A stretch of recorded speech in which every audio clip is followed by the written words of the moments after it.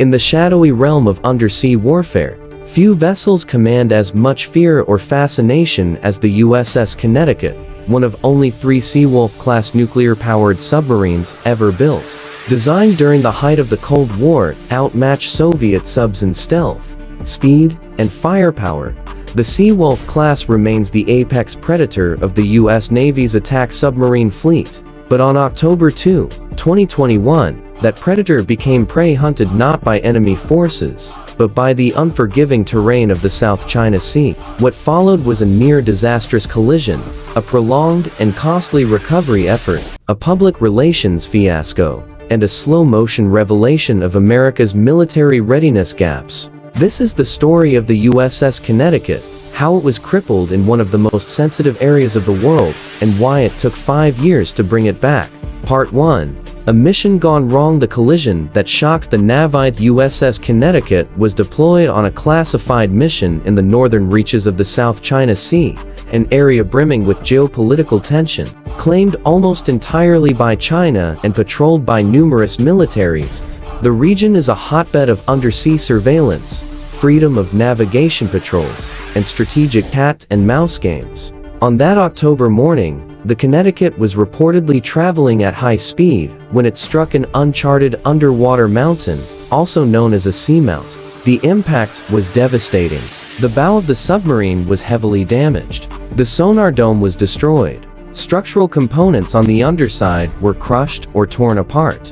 11 sailors sustained injuries, and the sub lost its radar dome while limping towards safety. Miraculously, the crew managed to surface the vessel and navigate to Guam, over 1,800 nautical miles away.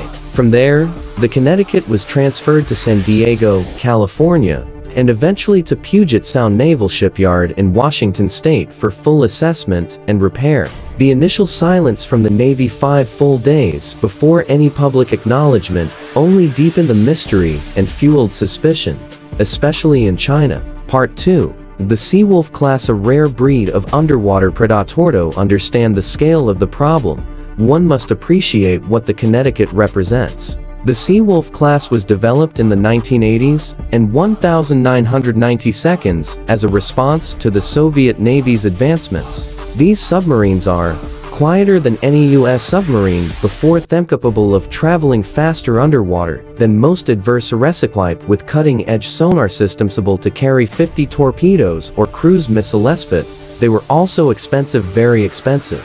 Each Seawolf-class sub cost more than $3 billion in today's dollars. Only 3 were built before the program was canceled in favor of the less costly Virginia-class. This rarity makes them invaluable and uniquely hard to repair. Because the Connecticut is part of such a limited run, spare parts are almost non-existent. Critical components like the sonar dome must be custom-built from scratch, a process that can take years. Cannibalizing parts from defunct subs? Not an option. There are no defunct Seawolves. Part 3. Anatomy of a failure. The investigation. In late 2021, the U.S. Navy released its official findings. The collision was preventable. The investigation identified a cascade of human and procedural failures. The navigation team failed to label at least 10 nearby seamounts in the vicinity of the crash. The crew's risk management protocols were inadequate for the region's terrain. Leadership failed to maintain accountability and quality control. Commanding Officer Cameron Al-Gilani was relieved of duty for loss of confidence. The report was damning. The actions aboard the Connecticut fell far below U.S. Navy standards. This wasn't just a mechanical failure, it was a leadership failure, and it exposed vulnerabilities in one of America's most sophisticated warfighting platforms. Part 4. The geopolitical fallout. China's suspicion and accusation. South China Sea is not just any body of water. It's a contested zone where China asserts sweeping territorial claims, often in defiance of international law. The U.S. Navy conducts freedom of navigation operations to challenge Beijing's ambitions, and submarines like the Connecticut are part of that silent struggle. When the accident occurred, China reacted quickly and with suspicion. State-owned media accused the U.S. of hiding key details about the incident, especially because it involved a nuclear-powered submarine operating near Chinese claimed territory. Some Chinese military experts speculated that the Connecticut was engaged in espionage or even deploying underwater drones. The delay in Washington's public response only intensified these theories. Later, a Chinese academic paper even claimed that a massive whirlpool hundreds of kilometers wide may have caused the accident, a theory met with skepticism in the West, but amplified by Chinese media to frame the US as reckless and secretive. Part 5. The repair crisis. Why it's taking so long. The repair of the USS Connecticut is officially categorized as an extended docking selected restricted availability EDSRA major overhaul involving structural repair and routine maintenance. Originally slated to last 31 months, the EDSRA has been delayed multiple times. Why? Shipyard congestion. Puget Sound Naval Shipyard is overburdened, with a submarine maintenance backlog that stretches years.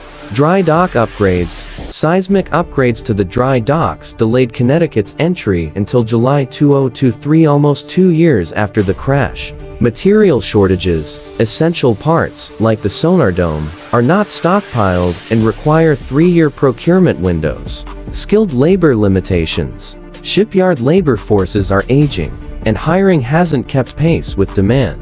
Diana Moorer of the U.S. Government Accountability Office (GAO) warned in 2023 that this case highlights the Navy's limited surge capacity. In a real conflict, if multiple submarines were damaged, the Navy might not be able to repair them fast enough. Part 6. The cost. Strategic and financial. Congress initially authorized $40 million for emergency repairs, and another $10 million for a replacement bow dome. Bloomberg later reported the total bill could approach $80 million, but some defense analysts believe that number could go even higher, especially if delays push the repair timeline beyond 2026. But the real cost is strategic.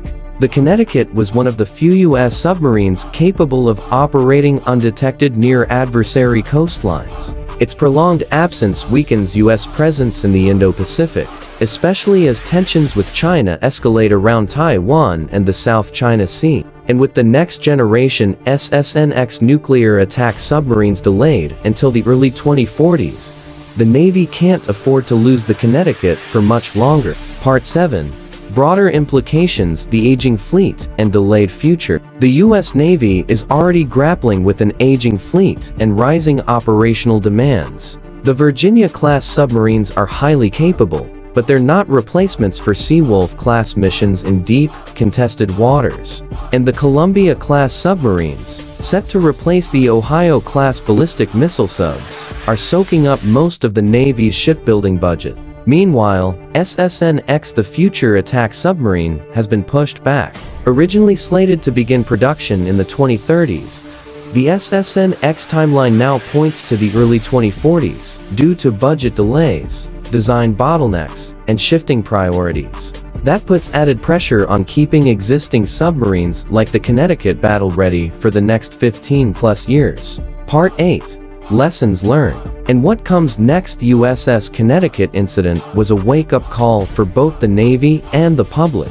It revealed that even the most advanced submarines are vulnerable, that U.S. repair infrastructure is stretched to its limits, and that geopolitical tensions can amplify even routine accidents into global controversy. In the future, the Navy must prioritize more robust mapping and navigation planning, especially in contested water. Synchronized investment in shipyard infrastructure, reverse spare parts manufacturing for rare vessels, and, perhaps most importantly, more transparent communication with allies and the public when accidents occur. Part 9. A silent giant returns. As of mid-2025, the USS Connecticut remains docked, waiting for final components and structural checks. But the Navy says it will return to duty by late 2026, closing a chapter that began in crisis and evolved into a years-long test of America's undersea resolve. When it does return, the Connecticut won't just be a machine, it will be a symbol of American persistence, a reminder of the dangers that lurk unseen, and a warning that even superpowers can't take readiness for granted. The USS Connecticut is not just a submarine, it's a story of technology, tension, and time. A silent force beneath the waves, now waiting to rise again. If you found this story compelling, don't forget to like, subscribe, and share. For more stories from the cutting edge of global defense, stay tuned.